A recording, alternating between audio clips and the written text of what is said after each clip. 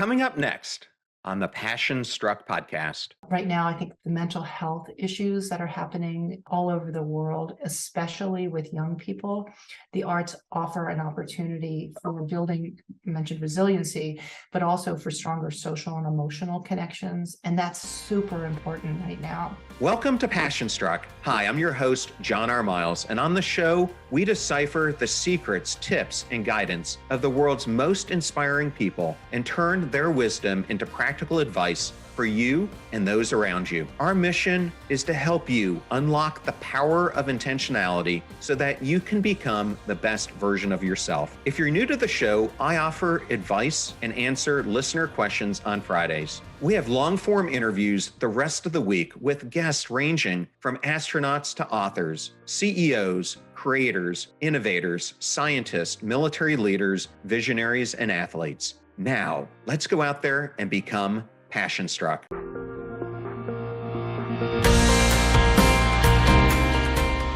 I am so excited today to welcome Susan Magsamen to the Passion Struck podcast. Welcome, Susan. Thank you for having me. It's really a pleasure. Well, it's our honor to have you on the show, and we're going to talk about your great book. But before we do, I understand that you grew up in the countryside outside of Baltimore, and I actually grew up not too far from you in York, Pennsylvania. And as a kid similar to you, my family moved every 3 years prior to moving to York.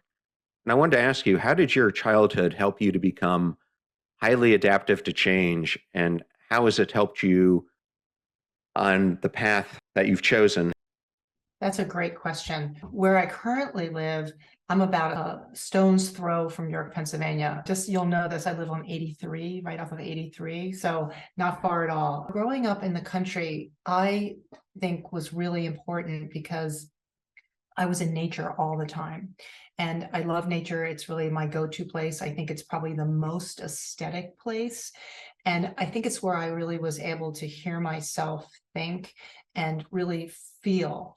And I'd lay in the grass looking up at the clouds like all kids do. I now study that. It's called pareidolia. When I was 12, my twin sister had a serious accident and almost lost her leg. And during that period, we went our separate ways. She had to stay home and I had to go out into the world. But I was able to bring the world back to her, and she was able to create artwork to express her trauma of a really serious injury.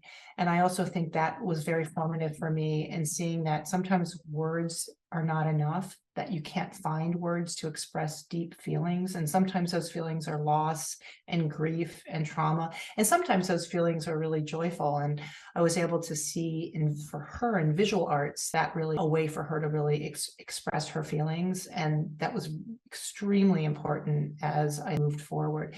And then I've just told this story this week, and I'll tell you this again. I was a nurse's aide at Villa Maria Notchcliffe, which was a place for retired nuns. These were teaching nuns. And one day I was working with a woman named Sister Teresa Cunningham, and she asked me if I knew Eliot. And I said, I don't think I know anybody named Eliot. And she said, dear, I'm talking about T.S. Eliot. And as it turned out, she was an English scholar. She had been an English teacher.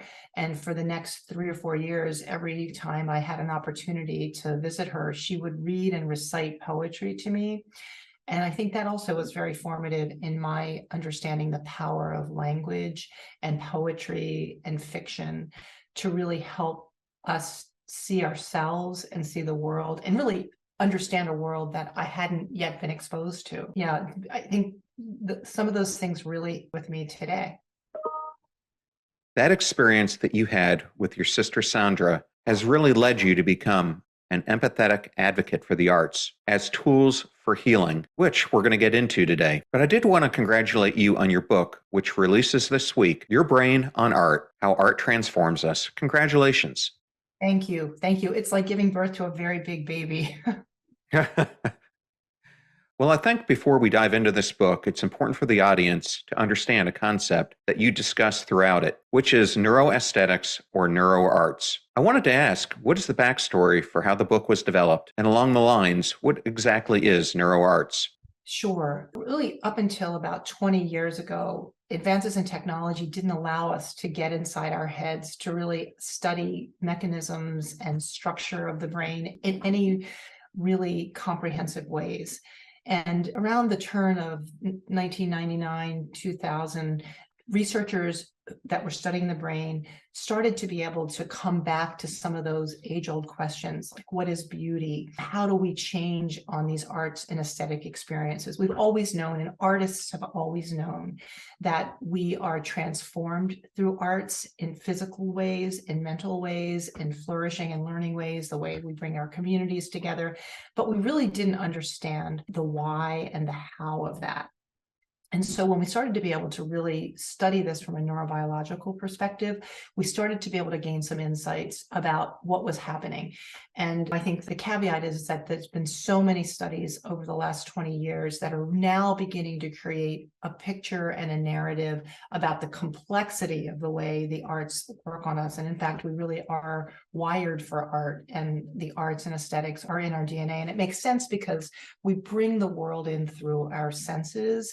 And our senses are these extraordinary mechanisms that are so adept at smell and touch and sound and all of those ways that we really know the world that we wouldn't be able to otherwise bring forward.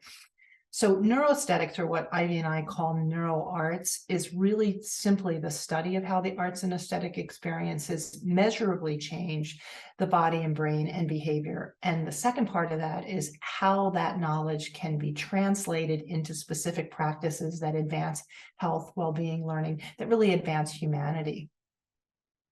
Well, maybe since you just brought her up, we'll give a shout out to your co-author, Ivy, and maybe you could just tell the audience a little bit about her and why you decided to write the book together. Sure. Ivy Ross is the vice president of hardware design at Google, and she is a magnificent artist. When she started her career, she was a jewelry maker and has pieces all in museums all over the world.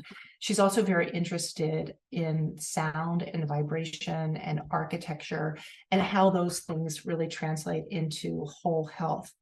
So about 5 years or more ago, my lab had been building out what we call our Luminary Advisory Board.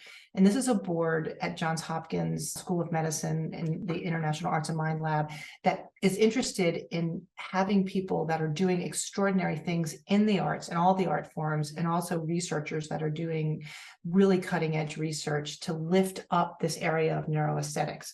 So I wrote Ivy blindly and said, look, I've been following your career for a long time. You worked at Mattel. I developed Curiosity Kits, which were hands-on learning materials for kids in arts, sciences, and world cultures.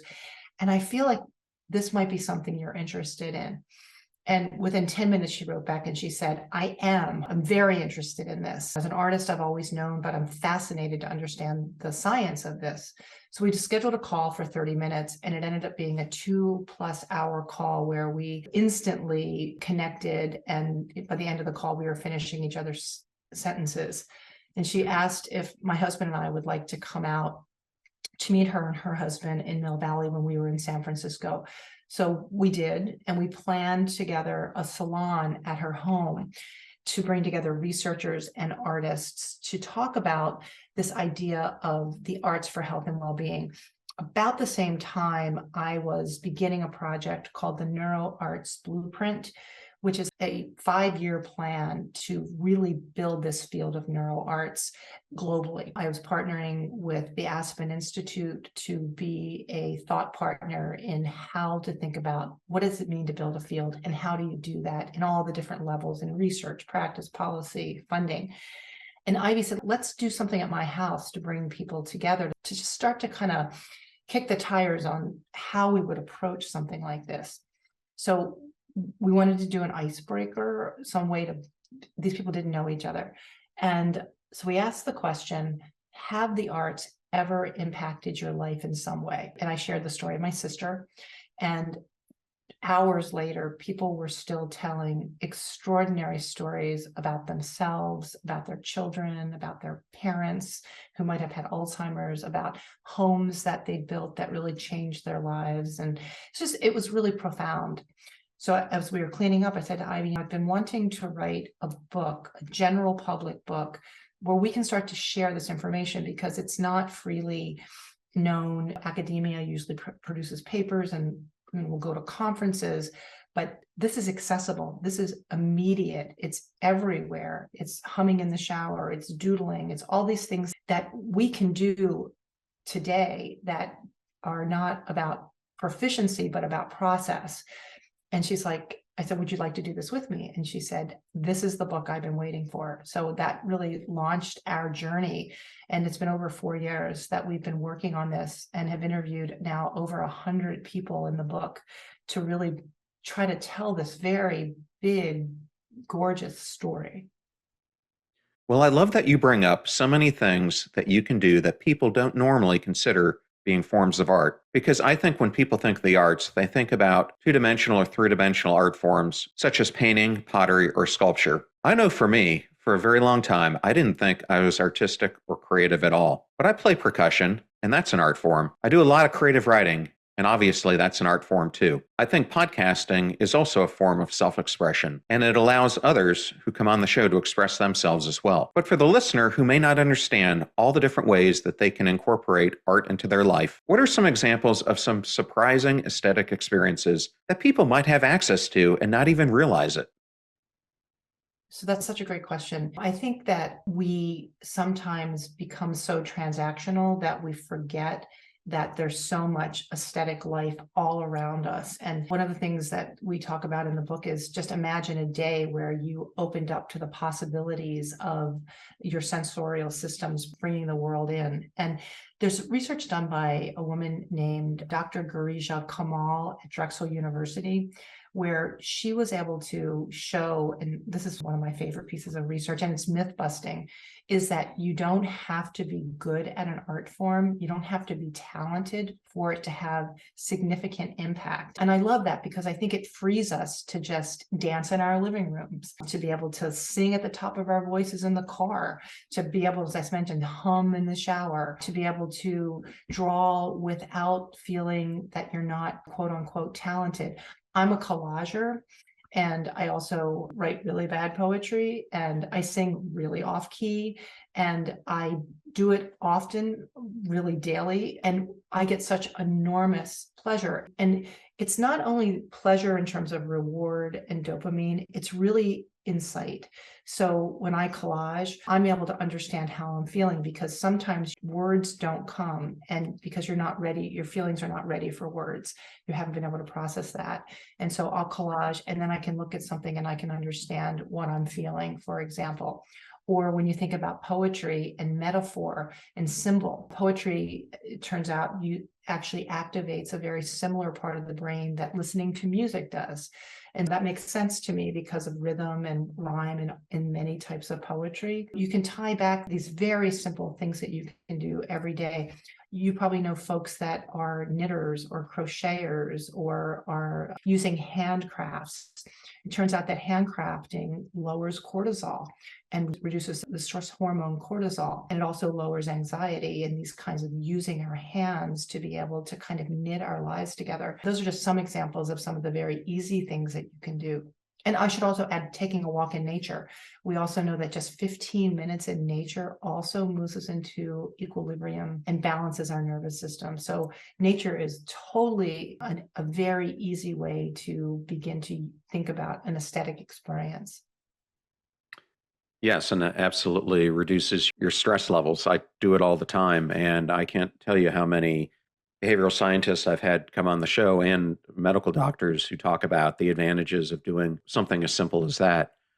Just thinking about, there's a couple of really interesting programs happening right now that are starting to scale globally, studying how moms with postpartum depression are using singing and humming to build the bonds between themselves and their babies with oxytocin, but really also addressing depression. And when you think about all those moments in our lives where it may be a twist and turn, that's a mom who is suffering from postpartum depression, or someone who has Alzheimer's who's not been able to open up to the world, and singing helps them there, or someone with Parkinson's who is now dancing and enhancing their gait and their mood and their sleep patterns. addressing things like chronic pain through dance, for example. But there's also this connection to physical and mental health, where the issues may be more significant, but arts still offer opportunities to relieve symptoms and to help increase quality of life, which I think is just an amazing term. Yeah, well, you are also a mother, and I wanted to segue into what you were just talking about because when I was raising my kids, I'm huge into music. So one of the things I tried to introduce them to at a young age was music. And I remember always playing for them songs like Baby Beluga, which you're probably familiar with, et cetera. We would sing to them. And as they grew older, they would sing and other things. But one of the other things we did was we exposed them very early on to playing musical instruments and both started playing piano at a young age, around 3 or 4 years old. Now, both of them are accomplished musicians. And what I wanted to ask is for the audience, can you discuss how these early aesthetic experiences and putting your kids in enriched environments help not only shape their identity, but maybe go into why we should incorporate the arts into our parenting? Sure. It's a great question. Both of my boys are musicians and they started playing from the time they were very little.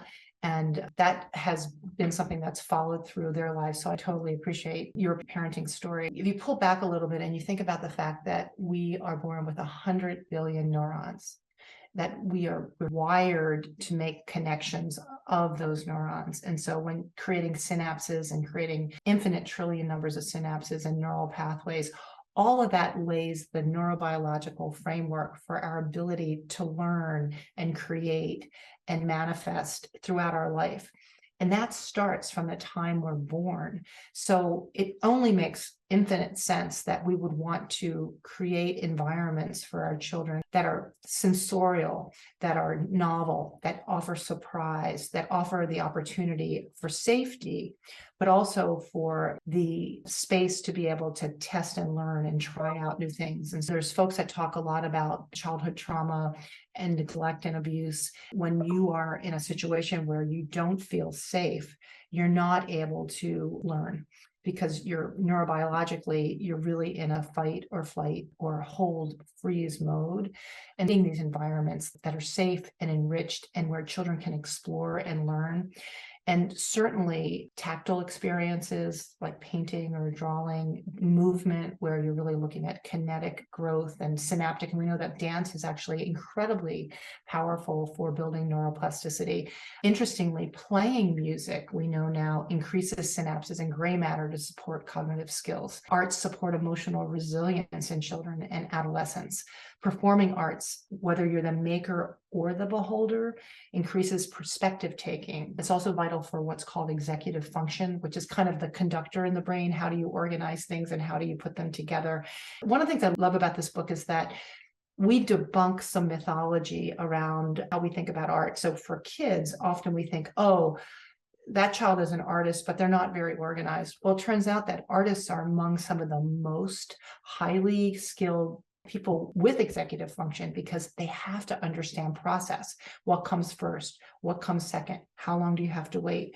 And it's really true for young children. Right now, I think the mental health issues that are happening all over the world, especially with young people, the arts offer an opportunity for building, you mentioned resiliency, but also for stronger social and emotional connections. And that's super important right now. Yeah, well, I'm glad you brought this up because as we talked about before we got on the show, I mentioned a term to you called the creative amplifier. And it's a term that I have in my own upcoming book. But when I define it, I lay out that it's really this cross between being artistic, the science that goes into it, technology, but it's also how we show up in the way that we're responding to the world and world problems. Because I think, given these major issues, which are all systemic today that we have to solve, whether it be climate change or hunger or the lack of water scarcity throughout the world, changing energy levels, we're going to have to look at how we're producing energy. They all take creativity and curiosity to solve, but they also mean that we need to move away from being focused on self to being focused on the world. And I think the combination of art, science, and technology play a huge part in that. I was hoping you could go just a little bit deeper on why they complement each other so well. To outline some of the really intractable problems that are facing the world, they can't be solved by an individual. They really require a huge interdisciplinary collaborative approach. And I think that's another opportunity where technology can be helpful in bringing us together. And this idea of creativity and curiosity, and the World Health defines mental health and mental well-being as our ability to cope with stressors in life, and to ultimately realize our abilities and to be able to learn to work well and contribute to our communities. But I think that one of the tensions that society is facing right now is that we don't just want to cope, we want to thrive, right? We want to flourish. And in order to do that, we need to understand what capacities we need to bring to the world to address some of these really difficult issues. And this is where I think building a flourishing muscle and building a capacity for flourishing, not just surviving, but building a capacity to really grow and learn and to go beyond some of these issues is really where that triad of arts and health and technology can be really valuable, and lifting up the ability.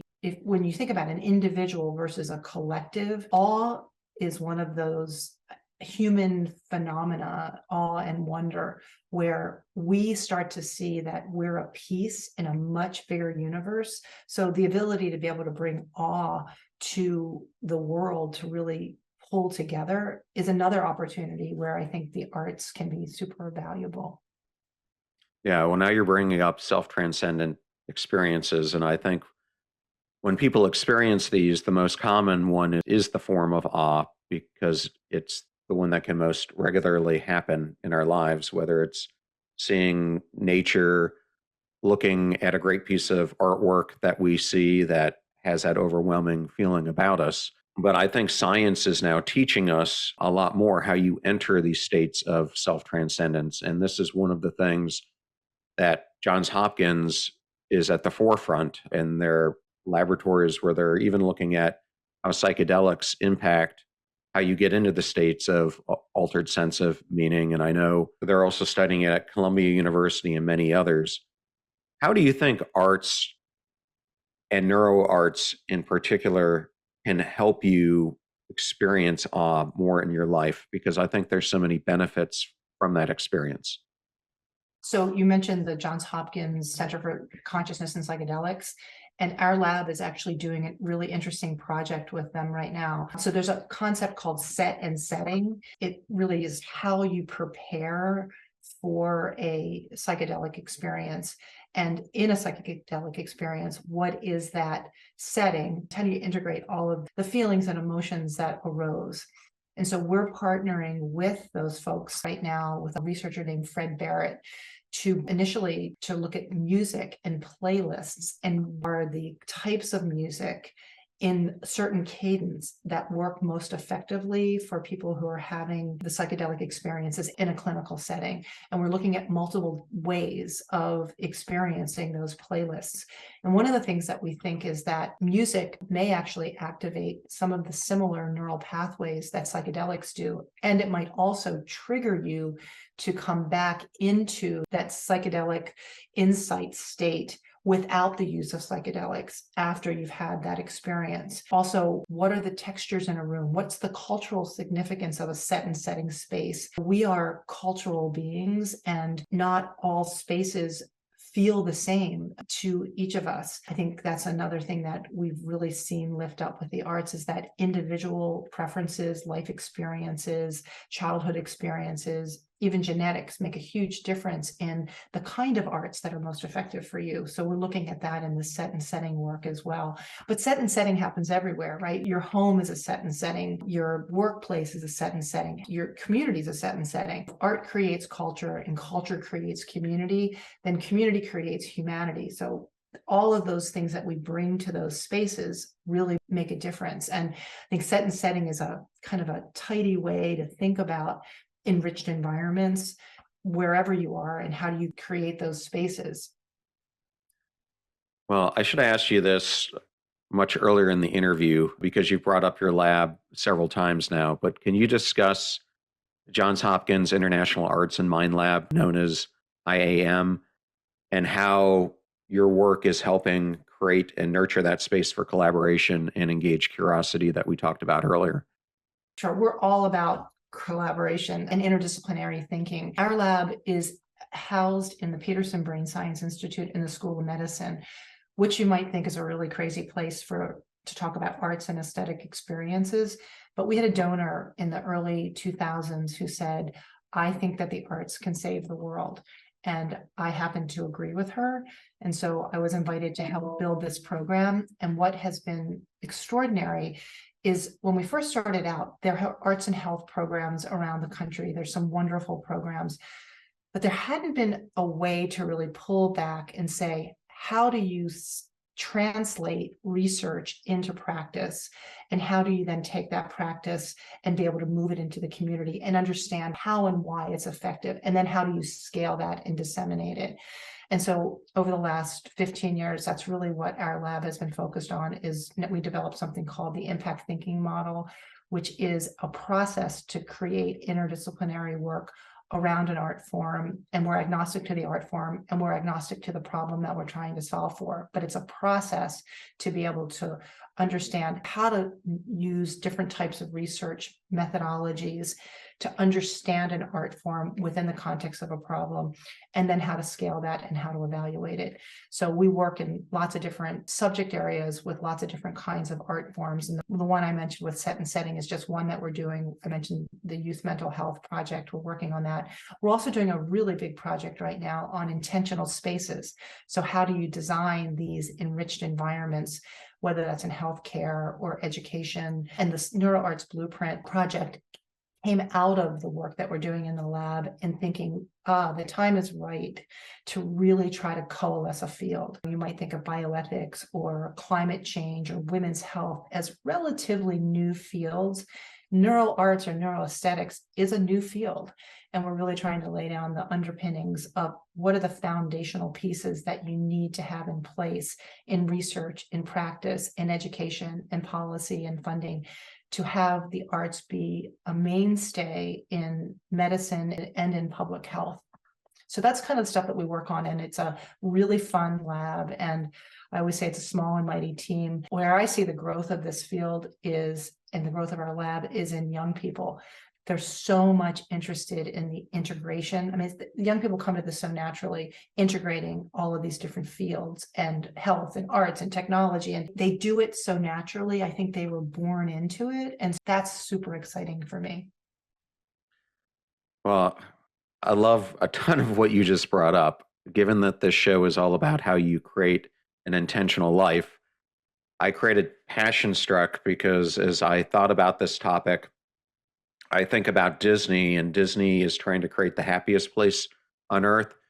And I wanted to create the most intentional place on earth. And so I love that you bring up this concept of intentional spaces, which is really something I haven't thought about, but your environment plays such a huge role in with the decisions that you make and why you make them. So I'm going to steal that one from you. Well, I also want to go into impact thinking a bit more because one of the reasons I got into this podcast is I am a huge listener of impact theory with Tom Bilyeu, and I love how he has incorporated this whole topic of impact theory and expounds upon it.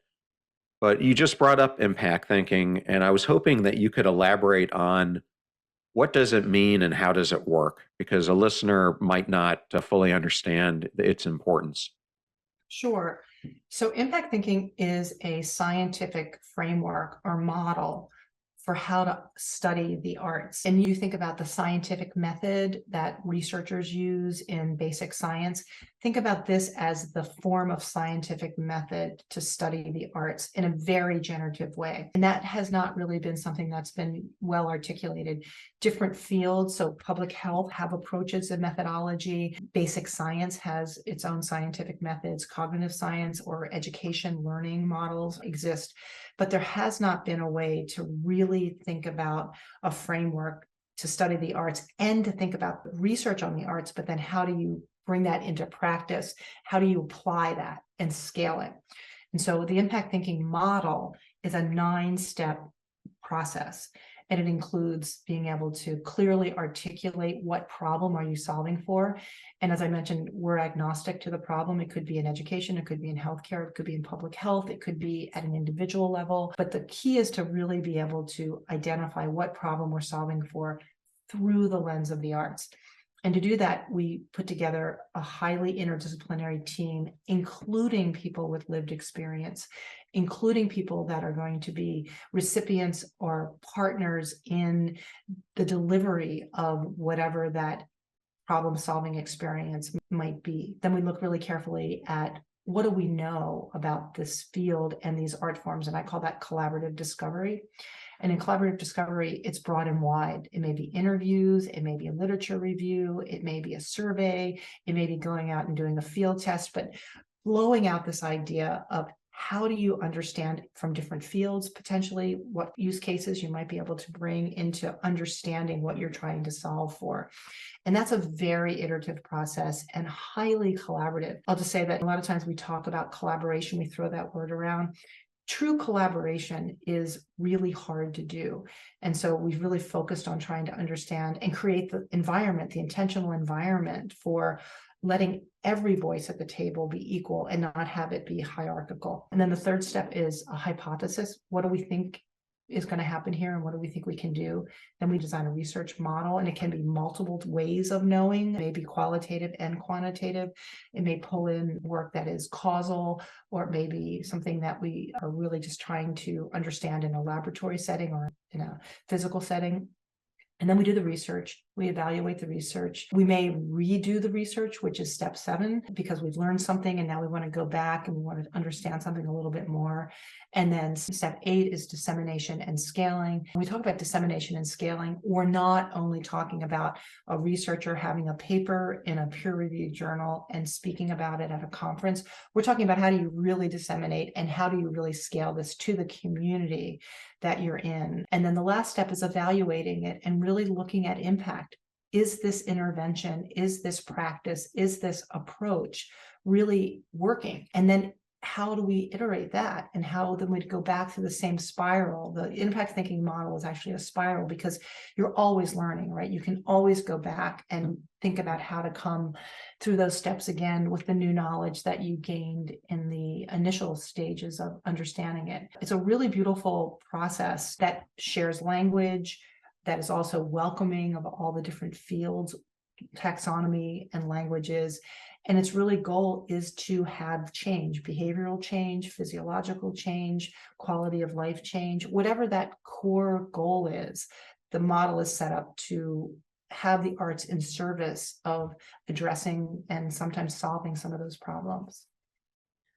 Well, I love the way you just explained that, because for over 20 years, I've been using something myself, both professionally and in my personal life, called the deliberate action process.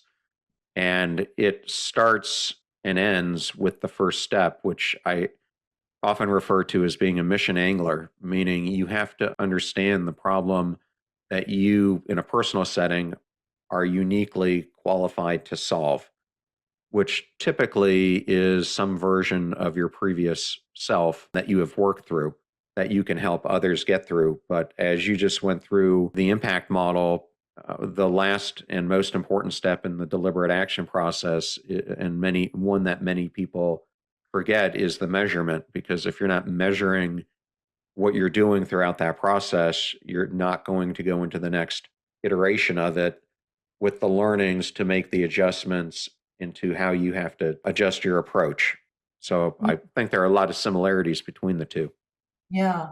And you don't want to leave off the table this idea that the joy and beauty and just extraordinary nature of the arts don't always have to be measured, but in context of in service to health and well-being, that's where I think there is an opportunity for that. So, like, I'm a humanities person. I love the arts and I'm an avid reader. And I think that there are pieces of music that just make me cry. And I never want to calibrate that. But when I'm looking to walk better because I've had a stroke, or I'm looking to feel better because of my mental health issue, I want to understand that at a more measurable way that can help me move forward. And love your model. I think it makes so much sense. So thank you for sharing that too.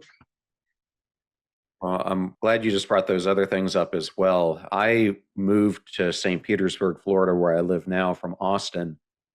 And one of the things that I saw happen in Austin, and I think it's happening in a lot of cities throughout the United States, possibly the world, is that I remember the tagline for Austin used to be "Keep Austin Weird." And the reason people loved it was because of the artsiness that was rampant throughout the downtown area.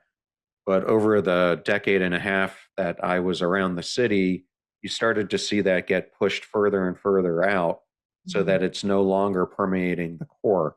And when I moved here to St. Petersburg, which is becoming more and more known for the arts, we have a great festival here called Shine. We probably have more murals than I can think of, probably comparable to San Francisco or New York, given our size. I got very involved and was on the board of an organization called the Warehouse Arts District, and it's called Where the Art is Made. It's not where the artists have their galleries, etc. It's actually where the art is made. And we wanted to provide a hub so that not only artists would be subsidized in the spaces they're in so that they could always afford it, but we wanted to provide a community center so that we could expose it to underprivileged youth, so that we could bring in military veterans where it could help them, like myself, deal with post-traumatic stress disorder. One of the most important things I have found is a community that we have here where one of our glass blowing art shops allows for a Sunday morning where veterans who've experienced post traumatic stress disorder or really any ailments can come in and do glass blowing as a therapy. And I just worry that we're in communities, we're not realizing, as you brought up in schools who are taking the funding out, the importance of how much neuro-arts impacts health and well-being. I've just talked a lot about different things there, but I was hoping maybe you can pull that all together and talk about why it's so important and why listeners should really be concerned about this in their own communities. No, I love St. Petersburg. It's one of my favorite towns. Hopkins owns the Children's Hospital there. I do a lot of work with the Straz with a wonderful gentleman named Fred Johnson, who is a singer, and he's a community outreach person for the Straz. He actually sang with Miles Davis, and he's just an amazing guy and is a veteran and has done a lot of work in the community with underprivileged children and also with veterans. And veterans, first responders that are in under-resourced communities, many of them are not post-traumatic stress, they are in traumatic stress and they're living it every day. And some in cities all across the country and around the world. We're looking right now at Syria and Turkey and the disaster there with the earthquake, but in different places, in different ways, we're seeing that everywhere. And I think the arts in community is probably one of the most accessible, immediate responses, emergency responses that we can have, and also lays the groundwork for developing lifelong practices.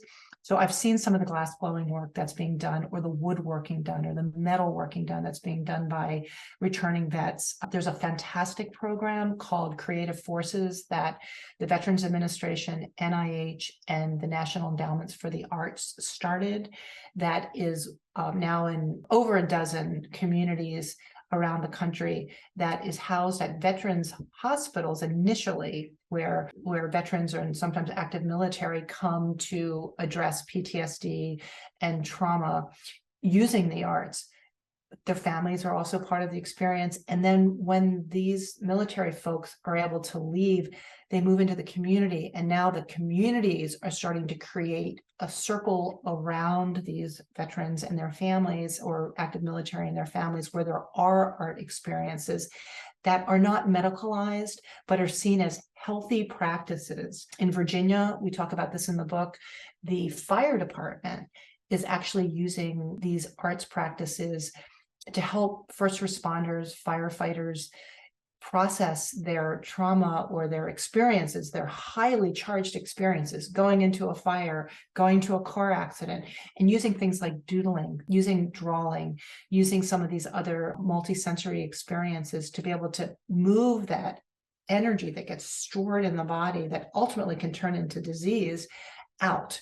And trauma is not something that is fixed or fluid, it can move. And so the more you're able to get that out, I'll also add expressive writing turns out to be an amazing tool for just getting those emotions and feelings out of you that are stored in the body into another form. And that changes the cognitive load. It also lowers cortisol. And there's a wonderful researcher named James Pennebaker, who has spent the last 40 years understanding expressive writing.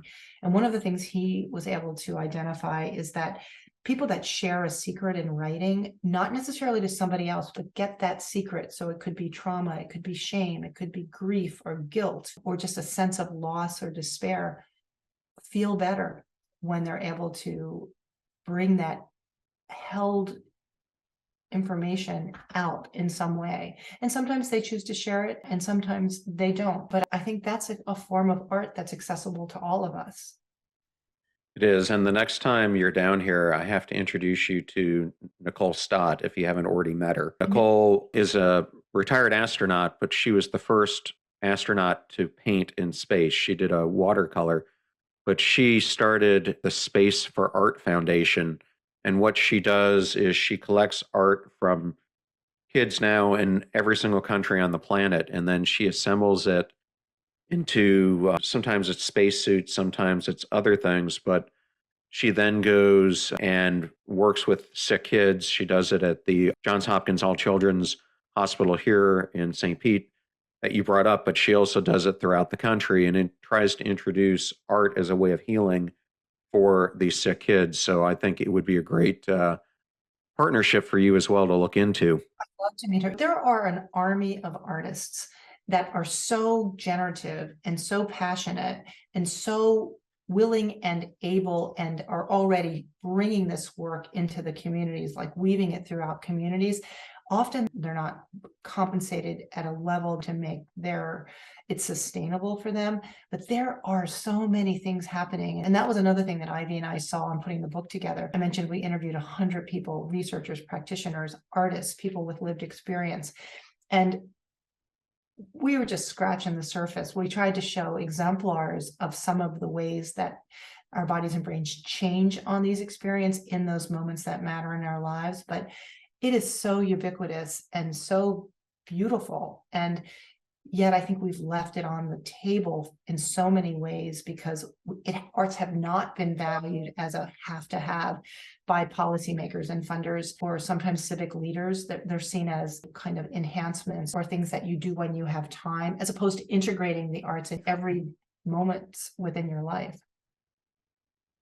Well, Susan, I'm going to just bring up a couple of these because we're starting to run out of time, but I wanted the audience to understand how art is being used to address health disorders, illnesses, and mental health. So I'm going to just give a few. If I miss some, maybe you can help me out. But sound is being used to look at how vibration and frequencies optimize creativity and cognition. We talked about intentional spaces, how the environment that you're in affects how you think, feel, and perform.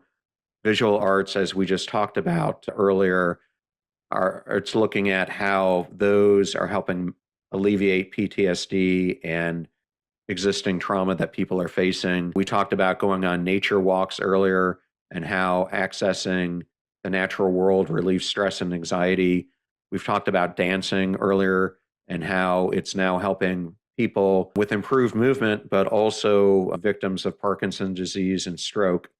And then we also talked about music, and it can have a profound impact on your memory. And I've read help with the onset of dementia and Alzheimer's and other things. Did I miss anything that I should have brought up? Well done, first of all. I'll just add that there's some interesting work happening with light and sound related to literally trying to cure Alzheimer's. We're using virtual reality for pain, which I think is extraordinary.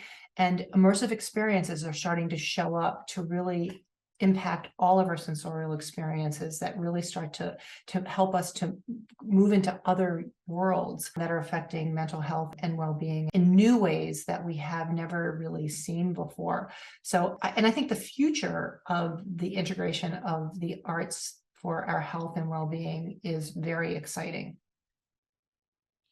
Well, I'm going to bring back a question I haven't asked in quite a while, which is a fan favorite. But since I brought up Nicole Stott, I'm going to ask you, if you were all of a sudden given the opportunity to be on the crew that was going to Mars, and the powers that be, given that you were one of the first people to set foot on the planet, would allow you to establish a law or an edict or a precipice for establishing the colony there, what would your main thing be that you would bring to Mars?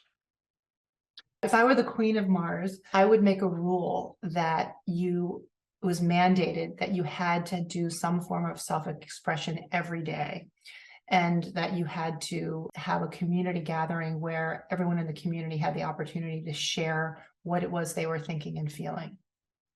That's beautiful.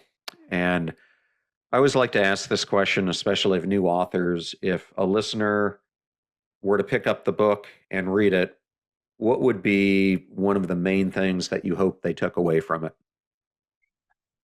I think I'll say two things. One is that there's an art for that. There's an art for what you need. And two, there is science behind it to really prove how it works and why it works. Okay. And I know we talked before we got on the show that you and Ivy have a website coming out. Where can the listener find out more information about the both of you and your book? Super easy. It's yourbrainonart.com. Okay, well, great. Well, Susan, thank you so much for giving us the honor to help put your book into the world. I think it's going to impact so many people. And thank you for all the work that you're doing in your lab, and also that Google is doing to help look at technology and art and how the two can help human flourishing. I really appreciate you being here. Thank you. It's really been a pleasure. Really wonderful. Thank you. I thoroughly enjoyed that interview with Susan Magsamen, and I wanted to thank Susan, Penguin Random House, and Hannah Clark for giving us the honor and privilege of having her on the show. You're about to hear a preview of the Passion Struck podcast interview that I did with Gaia Bernstein, who is a law professor, co-director of the Institute of Privacy Protection, and co-director for the Gibbons Institute of Law Science and Technology at Seton Hall University School of Law. We discuss her brand new book, Unwired: Gaining Control of Our Addictive Technologies. I think the main thing is there seems to be an impending public health crisis for children, what I call the science wars. Research is coming up and investigating and coming up with data and showing the harm, and then the companies saying no and also subsidizing their own research. These science wars have been going on for too long. I think at a certain point, if you want to move on to law and policy, you have to declare what's going on here.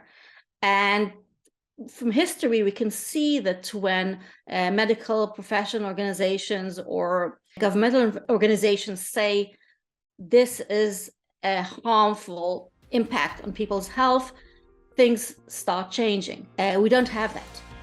The fee for this show is that you share it with family or friends when you find something insightful or inspiring. If you know someone who wants to get more into the arts and discover what it can do for them in their lives, then please definitely share today's episode with them. The greatest compliment that you can give us is when you share our show with those who you love and care about. In the meantime, do your best to apply what you hear in the show so that you can live what you listen. And until next time, live life passion struck.